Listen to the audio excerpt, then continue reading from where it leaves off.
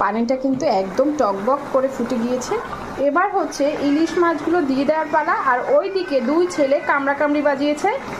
কি যে একটা অবস্থা, আমি কি করে বুঝাবো। কি কারা উঠছে, কি হয়েছে? ওকে আমার দেখাইছো খালি, তোমার খালি কে দেখাইলে কি হয়েছে? তুমি কি মেয়ে? না মাইরে নাক ফাটাই দেবো, ঠিক আছে? ভাইয়াকে মেয়ে।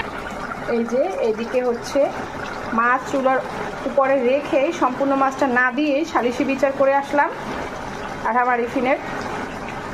আরিফিন একদম ছোট মানুষের মতো আরহামকে চেতায়, আর আরহাম তো ছোটই, আর কি বলবো। এই যে আরেকটু ঢাকনা দিয়ে জাল কমিয়ে দেবো।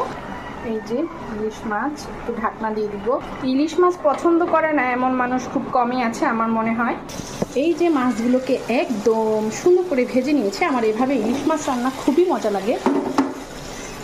আর যদি সেটা বড় ইলিশ হয় আর তেলওয়ালা ইলিশ হয়, আলহামদুলিল্লাহ, তাই তো কোনো কথাই নেই। এই যে রেডি হয়ে গেল। এই মাছের তেলটা খেতে বেশি মজা আমার কাছে। ভাতের সাথে, গরম ভাতের সাথে তেলটা নিলে খুব মজা লাগে।